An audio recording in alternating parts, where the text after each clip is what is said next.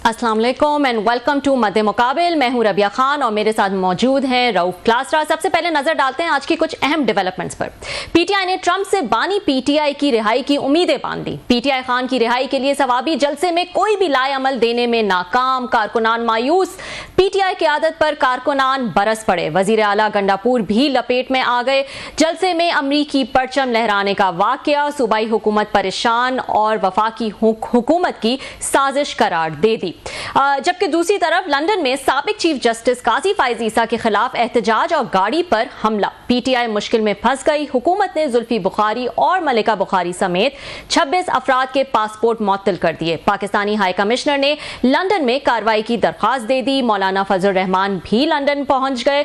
London में क्या सियासी मसरूफियात चल रही हैं, इस पर भी बात करेंगे। और इसके अलावा पाकिस्तान के हाथों शिकस्त ऑस्ट्रेलवी मीडिया की टीम पर शदीद तनकीद। पाकिस्तान के फास्ट बॉलर्स ने ऑस्ट्रेलवी बैटिंग के परखच्चे उड़ा दिए। ग्लेन मैक्सवेल 3 मैचेस में हारिस रऊफ के सामने बेबस। कई सालों में पाकिस्तान वनडे सीरीज जीत गया। दूसरी तरफ चैंपियंस ट्रॉफी के इनेकाद में फड्डा पड़ गया। भारत का पाकिस्तान में खेलने से इनकार, करोड़ों शायकीन मायूस। आईसीसी का वजन आखिर किसके पलड़े में होगा? रऊफ साहब हमारे साथ मौजूद हैं। रऊफ साहब ये बताइएगा कि सबसे पहले तो पीटीआई की जलसे के हवाले से ही बात कर लेते हैं। एक उम्मीद तो बांधी हुई है कि ट्रंप आ जाएंगे तो खान रिहा हो जाएंगे। अब हमारी जो तहरीक होगी वो अल्टीमेट खान की रिहाई के हवाले से होगी। सवाबी में जो जलसा किया गया उसका मोटिव, अल्टीमेट मोटिव ये था कि हम उसमें अनाउंस करेंगे कि आगे हमारा लाएअमल क्या होगा, लेकिन कोई डेट नहीं अनाउंस की गई। बस ये कह दिया गया कि नवंबर में जो है वो कोई लाएअमल अनाउंस कर दिया जाएगा। कोई पोजीशन, वाज़ेह पोजीशन नहीं लेने की वजह क्या है? क्या लोग जमा नहीं कर पाएंगे ये, या इनको किसी चीज का इंतजार है कि कुछ हो जाएगा? बड़े ये आपने कुछ 4-5 इकट्ठे सवाल जो है ना, एक ही मतलब बम्बार्ड और इनते पॉइंटेड या लोडेड किस्म के किए हैं। एक एक करके मैं इनको एड्रेस करने की कोशिश करता हूं ताकि आप तसल्ली से जवाब दें। वो ये है कि आपको याद होगा कि भुट्टो साहब जो हैं, जब ये आया था उसका ये 65 की वार के बाद आपका ताशकंद का ये एग्रीमेंट किया था जनरल ये थे अयूब खान साहब ने, तो भुट्टो साहब को पसंद नहीं आया था। तो उन्होंने वापस आके कहा था मैं कौम को बताऊंगा कि वहाँ पे ये जन अयूब जो हैं तो ये जाके किस तरह के डील करके आए थे और पाकिस्तान के मफादात को कंप्रोमाइज़ किया था। और इन्होंने लाल बहादुर शास्त्री साहब जो है ना वो विक्ट्री ले गए थे और 1 साइडेड किस्म का मुआहदा हुआ, एग्रीमेंट किया। और मैं आपको राज बताऊंगा कि कैसे ये जनरल अयूब ने पाकिस्तान का सौदा किया था। भुट्टो साहब ने कहा था आके, और उनकी जो फिर बाद में हैंगिंग कोई 79 में हुई थी तो उन्होंने कभी नहीं बताया। ये एक अच्छे सियासतदान का होता है कि लोगों को अब लारे पे लगाए रखते होते हैं, but you never share the secrets. उन्होंने कभी नहीं बताया था कि आखिर ऐसा ताशकंद में क्या हुआ था, जनरल अयूब ने क्या किया था कि उन्होंने कहा जनाब कि इन्होंने कश्मीर को भेज दिया और वहाँ पे लाल बहादुर शास्त्री साहब जो इंडियन प्राइम मिनिस्टर थे तो वो जीत गए, तो हमारा जो घोड़ा था ना वो हार गया है। आखिरी दम तक नहीं बताया। अनलेस मैं रिसेंटली उनकी बुक पढ़ा था, रिसेंटली बड़ा अर्सा हो गया, 10 साल पहले आई थी इनकी अगेन उनका नाम था कुलदीप नैयर साहब थे, वो उनके सेक्रेटरी थे इनके डिसाई साहब के, तो वो साथ गए हुए थे ताशकंद में। उन्होंने अपनी बुक लिखी and it's a very beautiful book. तो उसका नाम है बियॉन्ड द लाइन्स। हर एक को पढ़नी चाहिए। वैसे पाकिस्तान इंडिया में इससे बेहतर किताब कोई नहीं है। उसमें उन्होंने इंकशाफ किया था वो कौन सा ऐसा राज था जो भुट्टो साहब ने बताया था और कौम को नहीं बताया। तो वो तो इस वक्त टाइम नहीं है मुझे फिर किसी वक्त बताएगा और राज में कौम को बता दूंगा। भुट्टो साहब तो नहीं बता के गए थे। ये वर्कर को आपने थोड़ा सा चार्ज रखना होता है, वर्कर को आपने थोड़ा सा एक्टिव रखना होता है, ये वर्कर को आपने उम्मीद दे के रखनी होती है। इस वक्त खान साहब को पाकिस्तान में जलसे जुलूस करने का, काल देने का, लंबी एजिटेशन करने का कोई फायदा नहीं है।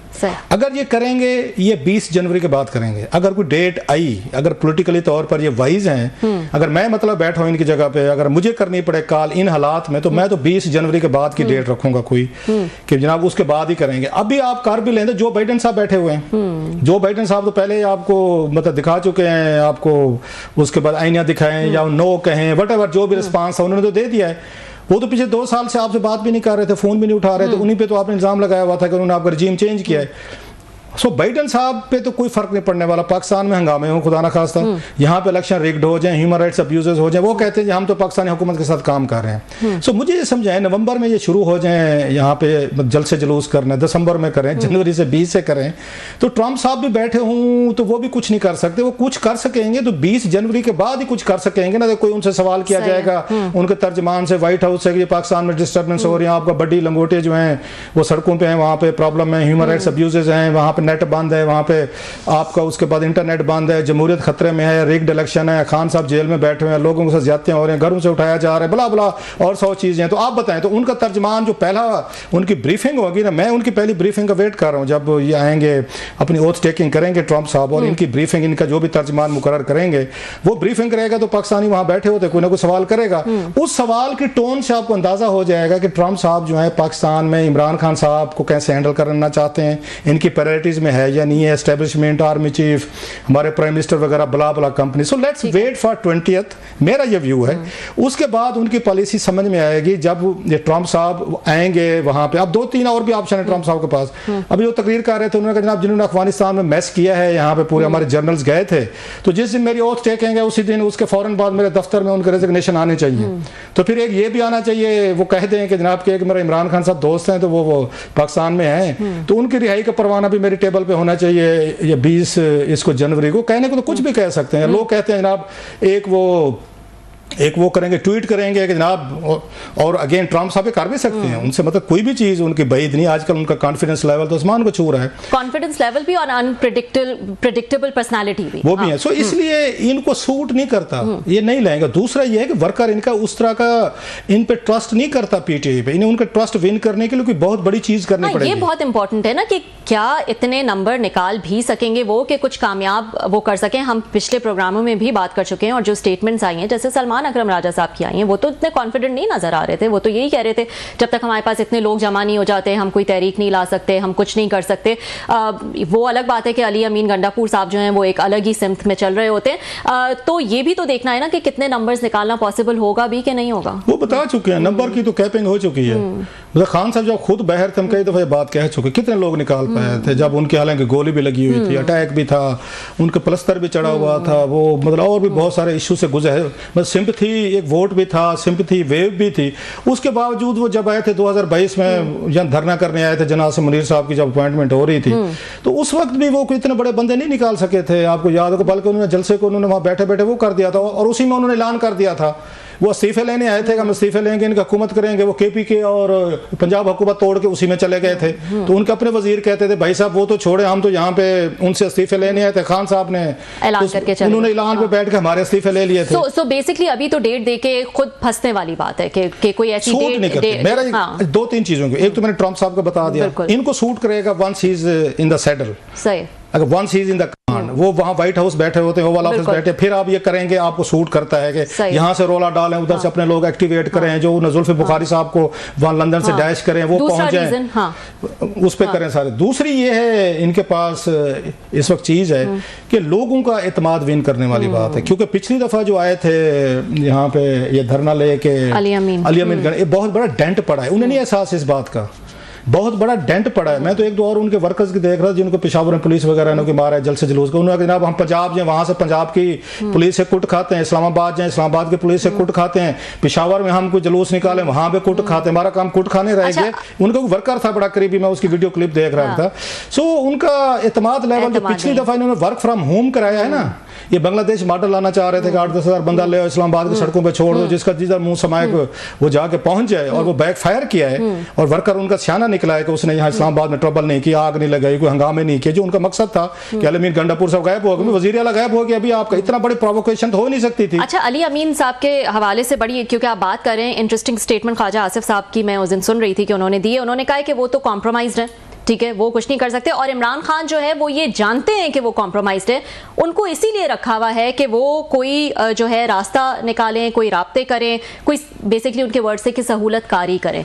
तो ये एक सेटिंग जो है वो उन्होंने रखी हुई है। इस पे थोड़ा सा बड़ा ये अहम चीज है। अब आप सियासत को आप भी समझते हैं, हम भी मतलब है इसको फॉलो कर रहे हैं बड़े अरसे से। अब ये वो फिलर्स होते हैं, इनके लिए लफ्ज छोड़ा जाता है, उर्दू में होते शुरली, इंग्लिश में होते फिलर। ये फिलर छोड़े जाते हैं। अब ख्वाजा साहब ने ये वो छोड़ी हुई है शुरली। अच्छा, इनकी ये जब अपोजिशन में थे और जनरल मुशर्रफ साहब ये पावर में थे और ये बाहर थे, एग्जाइल में थे, तो उस वक्त ये शेख रशीद साहब ऐसी शुरलियां छोड़ते थे।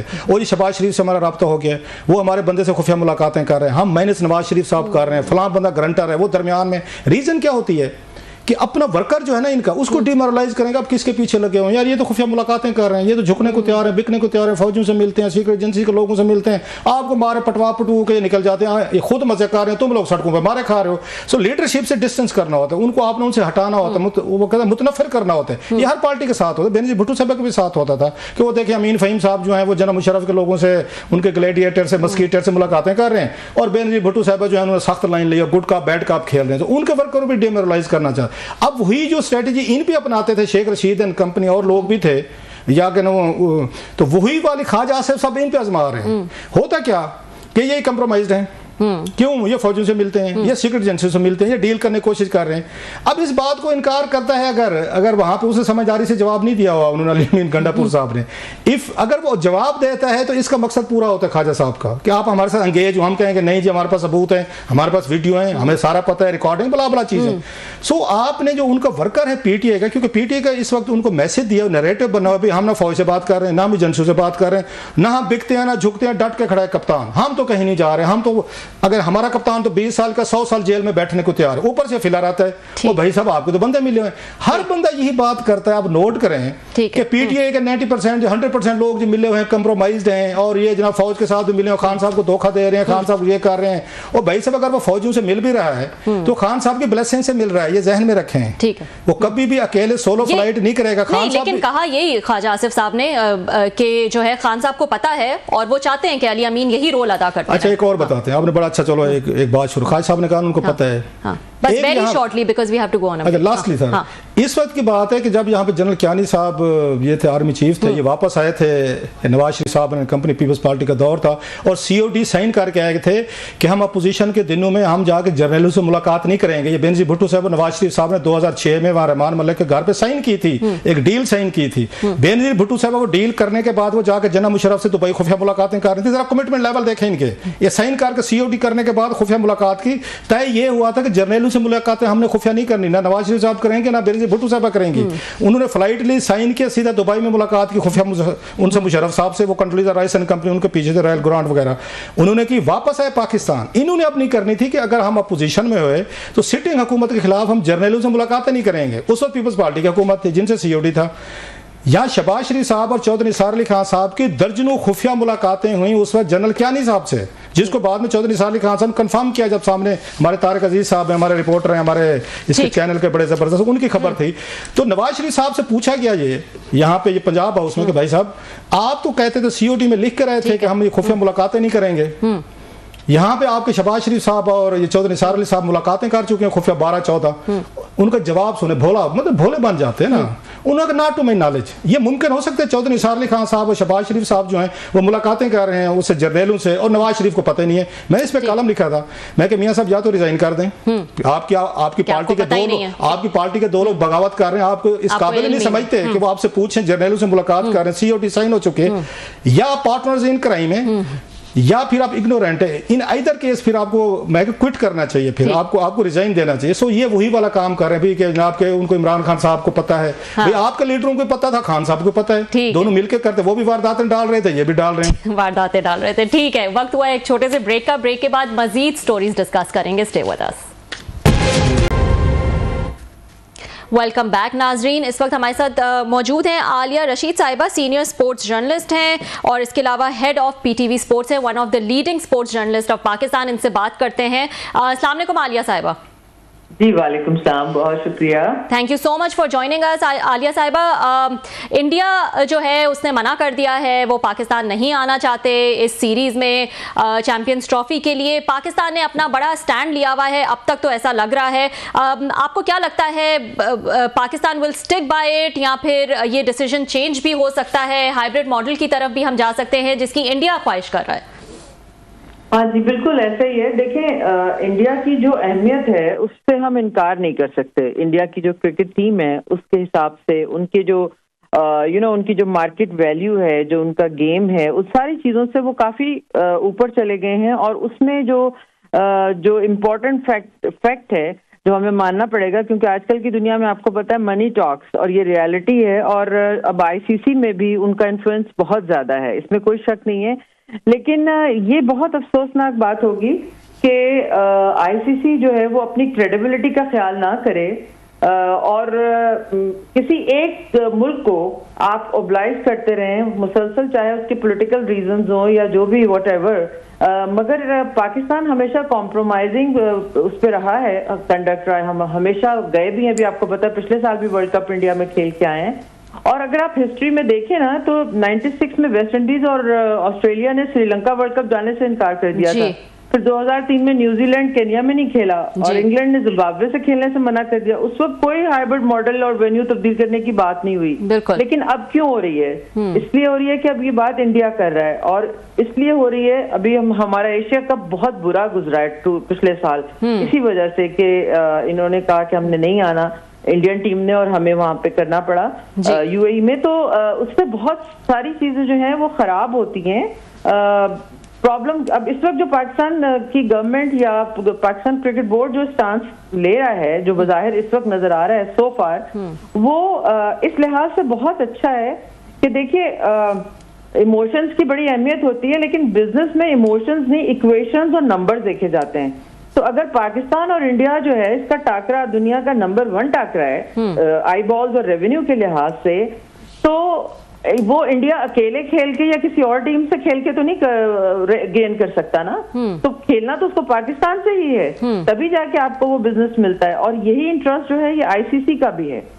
अच्छा, तो लेकिन ये बताइएगा, इस वक्त इंडिया, मतलब आपको लग रहा है कि इंडिया जो है वो एक तरह से टेस्ट कर रहा है कि वो इस चीज़ में कामयाब होते हैं या नहीं, और ये उम्मीद की जा सकती है कि शायद वो ये डिसीजन बदल लें, ये देखते हुए कि पाकिस्तान का रिस्पांस कितना सख्त है। आपने एशिया कप की भी बात की, तो शायद बार बार ये बात इसलिए आ जाती है हाइब्रिड मॉडल की कि उनको पता है कि पाकिस्तान जो है वो इस पर अग्री कर जाएगा, और पहले भी पाकिस्तान इस तरह का जेस्चर दिखा चुका है। जी देखिए, एक तो ये है कि हम हमेशा पॉजिटिव रहें, दूसरी बात ये जो हकीकत है कि आईसीसी जो है वो क्रिकेट की ग्रोथ के लिए हर क्रिकेट बोर्ड को पैसे देता है, हम भी उसके मोहताज हैं, और जाहिर है कि ये एक ग्लोबल बॉडी है आईसीसी, और जिसका काम क्रिकेट को फरोग देना है, लेकिन महज पैसा बनाने से गर्ज आपको नहीं होनी चाहिए। उसकी वजह यह है कि आप मार खाएंगे, फिर आपको अंदाजा नहीं होगा, आपकी क्रेडिबिलिटी बहुत डैमेज होगी, और आपको हौसला दिखाना ही है एक दफा, और दिखा के आपको ये बताना पड़ेगा कि हर दफा आप इस तरह हमारे साथ नहीं कर सकते। इसका जो भी नफा नुकसान हो ना वो अलहदा बात है, लेकिन पाकिस्तान को हमेशा ग्रांटेड लेने वाली बात जो है, एटलीस्ट एक दफा ये जेस्चर मेरा ख्याल है कि गवर्नमेंट ऑफ पाकिस्तान भी इस पर रेडी है, और पीसीबी तो है ही, मगर अब देखते हैं कि आने वाले वक्तों में क्या चीजें अनफोल्ड होती हैं। एक इंटरेस्टिंग बात मैं आपको बताऊं, इंतहाई रिलायबल और मतलब बड़ी मुसद्दका बात आपको बता रही हूँ कि आईसीसी 3 महीने पहले पूरे अपना शेड्यूल, वेन्यूज, हर चीज जो है वो अनाउंस कर देता था, टीमें वगैरह। अभी तक उन्होंने नहीं किया है, और अभी तक यानी अगर उन्होंने ये अनाउंस नहीं किया और अभी वो कंसिडर भी फाइनल नहीं कर रहे, तो इसका मतलब है कि उनको पहले से पता था कि ये चीजें होनी है, तो फिर हम पाकिस्तान को तो मना ही लेंगे।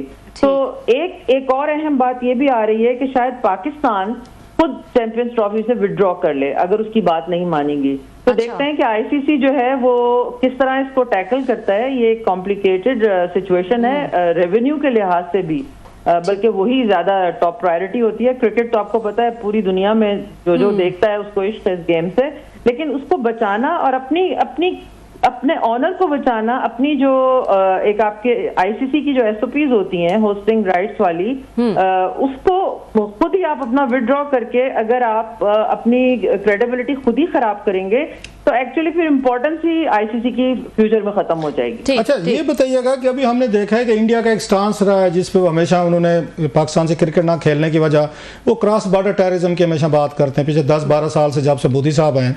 अगर ये बड़ा मसला था तो अभी वेलकम बैक नाजरीन। मुर्तज़ा अली शाह सीनियर जर्नलिस्ट इस वक्त हमारे साथ मौजूद है लंदन से, इनसे बात करते हैं। अस्सलाम वालेकुम मुर्तज़ा।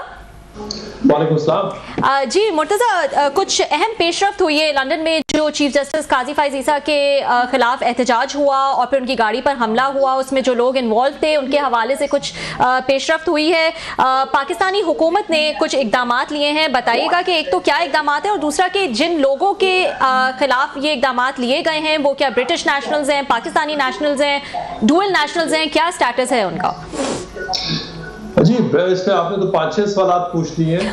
पहली बात तो ये है कि यहाँ पाकिस्तान हाई कमीशन ने फॉर्मली जो यहाँ पे जो डिप्लोमेटिक चैनल्स हैं उनके जरिए जो सिटी ऑफ लंदन की डिप्लोमेटिक पुलिस है उसको उन्होंने कंप्लेंट की है कि आज से तकरीबन 2 वीक्स पहले काजी फाइज साहब जब लंदन में थे उन्होंने कंप्लेंट में ये कहा है कि वो एक जुडिशियल ऑफिशियल है पाकिस्तान के, उनके ऊपर हमला हुआ और उन्होंने ये भी कहा है कि जिस कार में वो ट्रैवल कर रहे थे वो पाकिस्तान हाई कमीशन के डिप्लोमेटिक एसेट था जिसके ऊपर अटैक हुआ और तकरीबन जो उन्होंने कहा कि मुख्तलिफ जो लोग फुटेज में देखे जा सकते हैं उन्होंने कार के ऊपर अटैक किया। अब यहाँ पे एक प्रॉब्लम यह है कि हुकूमत पाकिस्तान ने जो हाई कमीशन को ये कहा था कि लोगों के बताया जाए बरतानवी पुलिस को कि कौन से लोग शामिल है, लेकिन यहाँ हाई कमीशन ने सिर्फ जो फुटेज दिया है 5-6 डिफरेंट एंगल से और पुलिस को कहा है कि आप खुद आइडेंटिफाई करेंगे कौन लोग हैं अटैकर्स।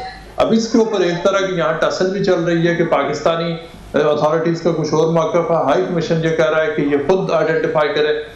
इस बात को जो सिटी ऑफ लंदन पुलिस है वो उनके पास कंप्लेंट गई है। सिटी ऑफ लंदन में जो हमारे ज़राए उन्होंने तस्दीक की है कि पाकिस्तान हाई कमीशन से उनको ये कंप्लेंट मिली है और वो उसको देख रहे हैं। अभी फर्दर इस हवाले से जो मुख्तलिफ रिपोर्ट्स आई थी कि लोगों को अरेस्ट किया गया है, उनकी क्वेश्चनिंग हुई है, पुलिस स्टेशन बुलाया गया, ये सारी बातें गलत हैं। अभी तक सिर्फ कंप्लेंट गई है और लंदन पुलिस जो उसको देख रही है, लेकिन अभी तक उन्होंने ये इंडिकेशन भी नहीं दी कि इस हवाले से वो कोई एक्शन लेंगे या कुछ करने का इरादा रखते हैं। अच्छा मुर्तज़ा ये बताइएगा, मुर्तज़ा अभी आपने बताया है जो कि इन्होंने नाम नहीं दिए इन्होंने हाई कमीशन ने, क्या ये मुमकिन है? आप तो खुद उसको लॉ को भी समझते हैं, मैं भी थोड़ा सा वहाँ पे रहा हूँ, चीज़ें देखी हैं कि इन्होंने यकीनी तौर पर अपने किसी लीगल कोई टीम से बात की होगी, किसी कोई वकील से बात की होगी कि आप नाम ना दें, अगर आप नाम देंगे तो फिर आपको कल को प्रोसिक्यूशन में प्रूव करना पड़ेगा। सो आप जो फुटेज भेजते हैं उसको सिटी पुलिस को, वो खुद आइडेंटिफाई करेंगे, खुद अपनी लीगल रिक्वायरमेंट पूरी करेंगे, खुद लोगों को बुलाएंगे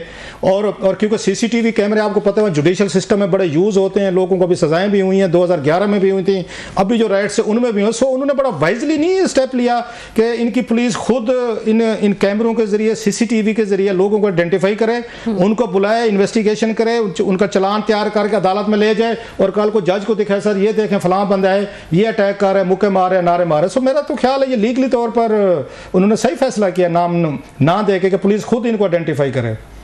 जी, ये एक अप्रोच ये भी होता है। और पाकिस्तान हाई कमीशन से जब मैंने पूछा कि आखिर वजह क्या है तो उन्होंने कहा जी कि हम लीगल प्रोसेस को फॉलो कर रहे हैं। फर्स्ट स्टेज पे हमने सिर्फ पुलिस को कहा है, अगर पुलिस एक्शन नहीं लेती तो उन्होंने ये कहा है कि हम फर्दर लीगल एडवाइस की रोशनी में हम यहाँ के जो foreign and Commonwealth and development office है उसको और पुलिस को, जो जितने भी बरतानवी हुकूमत के चैनल्स हैं और खासतौर पर पुलिस और प्रोसिक्यूशन, हम उनसे मजीद रब्ता करेंगे। लेकिन इस हवाले से उन्होंने नाम देने के हवाले से जो पाकिस्तान हाई कमीशन है वो अभी तक रिलक्टेंट है। उसकी कुछ बहुत सारी वजूहत भी हो सकती है। मेरा ख्याल है वो पहले ये चाहते हैं कि पुलिस खुद इस हवाले से, मेरा भी ये ख्याल है। लेकिन अगर तो क्लास्टर साहब पुलिस ने खुद एक्शन इस हवाले से लेना होता तो 2 वीक्स हो चुके हैं, पुलिस वहां पर मौजूद थी, पुलिस ने आज सच इस मामले को उतना संजीदा नहीं लिया।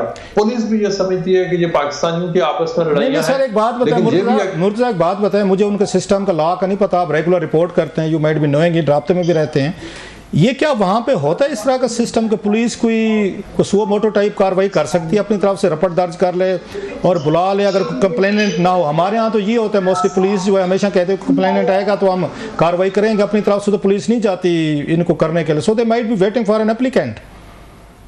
क्लाशा साहब मैं आपको इसकी एक मिसाल दूंगा कि अगर ये वाकया फॉर एग्जांपल अमेरिकन एम्बेसी की गाड़ी के साथ होया होता, इसराइली एम्बेसी की गाड़ी के साथ या फ्रेंच एम्बेसडर की एम्बेसी की गाड़ी से होता, तो उन लोगों को अभी तक मुझे कोई डाउट नहीं है कि पुलिस ने उनको अभी तक बुला भी देना था, उनकी प्रोसिक्यूशन की तरफ उन्होंने बढ़ना था, चूंकि ये पुलिस उसको उतना सीरियसली लेती। लेकिन चूंकि यहाँ पे पुलिस की अपनी प्रायोरिटीज है, पुलिस भी बहुत सारे मामला को समझती है, पाकिस्तानी हाई कमीशन है और पाकिस्तान हाई कमीशन के हवाले से पुलिस के क्लियर वहाँ पे एक रिलक्टेंस नजर आ रही है कि जब बांग्लादेश पाकिस्तान कोई डेवलपिंग कंट्री हो तो फ्रैंकली स्पीकिंग पुलिस भी कोई इतना ज्यादा उसका हेडेक नहीं लेती और इस केस में भी यही होता नजर आ रहा है। लेकिन जो पाकिस्तान की तरफ से जो एक्शन अभी तक सामने आया है उसमें 23 लोगों के नाम कंफर्म हो चुके हैं। जो लिस्ट भी मैंने देखी है कि जो जिनके पासपोर्ट्स कैंसिल हुए हैं या उनके नादरा कार्ड या पासपोर्ट या ड्यूल जिनके पास नेशनलिटीज थी वो रिवोक कर दी गई है। मजे की बात यह है क्लासन साहब कि उसमें 2-3 कैटेगरीज हैं। एक वो कैटेगरी के लोग हैं जो एक्चुअली उस दिन मिडिल टेंपल के बाहर काजी फायजा के खिलाफ प्रोटेस्ट जो 2 हुए थे उसमें आए ही नहीं, कुछ लोग वो हैं। कुछ वो हैं जो पीसफुल प्रोटेस्ट वाले हिस्से में थे, जो पीटीआई के लोग हैं, मलिका बुखारी हैं, तब जिसमें अजहर मशवानी, जुल्फी बुखारी और दीगर बहुत सारे लोग थे, और वो वहां से चले गए। कुछ उन लोगों के नाम भी शामिल हैं, और तीसरा ग्रुप वो है जो एक्चुअली जो रात को 10:30 बजे काजी फायज़ साहब की जब गाड़ी रोकी गई उस वक्त जो मौके पर मौजूद थे, उनमें से भी अच्छा आपकी कोई उनसे मुर्तजा बात हुई है? आपकी कोई मुर्तजा कोई बात हुई है कोई जुल्फी बुखारी साहब से, मलाइका साहबा से, मशवानी साहब से या दीगर लोगों से? उनकी कोई राय क्या है? वो मतलब हाई स्पिरिट्स में हैं या कोई ये जितने लोगों के नाम आ रहे हैं कुछ इसका असर हुआ है? क्योंकि नवाज शरीफ साहब जब वापस आए हैं वो अमेरिका से तो कुछ जलसा जुलूस उनके घर के बाहर में नजर नहीं आया। सो इसका कोई इम्पैक्ट हुआ है इस एप्लीकेशन का? थोड़ा खौफ, कोई फियर कि जी यहाँ पासपोर्ट वो कैंसिल हो रहे हैं, रिवोक हो रही हैं, शनाख्ती कार्ड ब्लॉक? देखिए, इससे मैंने आज थोड़ी देर पहले मैंने एक इंटरव्यू किया एक बंदे का जिसका पाकिस्तानी पासपोर्ट रिवोक हुआ है, और वो ये कह रहा था कि मैंने पाकिस्तानी एम्बेसी के सामने एक डिप्लोमेट को रोककर सीक्रेट वीडियो बनाई उसकी, उस वजह से मेरा वो रिवोक हो गया। लिस्ट वही है। देखिए, इसकी वजह से दो बातें हैं। ये बड़ा अच्छा सवाल है कि असर क्या पड़ेगा इसमें। देखें, जो हार्डकोर जो प्रोटेस्टर्स है ना, वो तो कहते हैं हमने पाकिस्तान जाना नहीं है, आपने जितने पासपोर्ट हमारे कैंसिल करने हैं कर लें, हमें गमी, मौत, खुशी, हमने पाकिस्तान नहीं जाना। वो कहते हैं जो करना है करना है। लेकिन एक ऐसा तबका कि जिनके पाकिस्तान में लिंक्स हैं, ये बड़ा जो ड्रास्टिक स्टेप है कि किसी की पाकिस्तान में अब उनको खौफ ये है कि अगर आप पहुंचेंगे तो अरेस्ट अपॉन अराइवल है। और ये आपको पता है कि ये जो केसेस हैं ये स्टेट ने रजिस्टर कराए हैं, ये किसी पॉलिटिकल पार्टी वाले वो काम तो है नहीं। लिहाजा वो जो सारे समझते हैं, लिहाजा बहुत सारे लोगों में तो इस हवाले से एक वो खौफ तो आया है कि हमने कहाँ पे जाना और कहाँ नहीं जाना। लेकिन जिन लोगों के बहुत सारे वो लोग शामिल हैं जिनके हवाले से इससे पहले भी एक्शन हो चुके हैं, उनको परवाह नहीं है। वो कहते हैं कि हमने जाना ही नहीं है, तो आपने जितने पासपोर्ट कैंसिल नहीं। वैसे अगर उनका मार्जी खत्म हो चुका है इस धरती से, घर से, बुजुर्ग, फैमिली, खानदान, उनको कोई कंसर्न नहीं है, अपने खानदान के लोगों से कंसर्न नहीं है, जो भी उनके बुजुर्ग थे सारे उनकी धरती से, तो फिर इतने क्यों परेशान है वो पाकिस्तान के बारे में? सर, कितना रिस्क ले रहे हैं, लड़ाई झगड़े फड्डे हंगामे। अगर उन्हें कुछ भी नहीं, मार्जी खत्म कर चुका है, वो कहते हैं ना हमारे यहाँ बिल्कुल मार्जी खत्म हो गया, आना जाना सब कुछ खत्म, तो then they why are they so worried about us? इसकी बहुत बड़ी क्लासेस साहब, इसमें बहुत एक छोटा चंद लोग हैं जिनका actual general concern Pakistan Tehreek Insaf और इमरान खान है। बहुत वास्ट मेजॉरिटी है जिनका कंसर्न उनका अपना सोशल मीडिया पेजेस है। अच्छा। उनको वहां पे फेम, उनको वहां ग्लोरिफिकेशन चाहिए।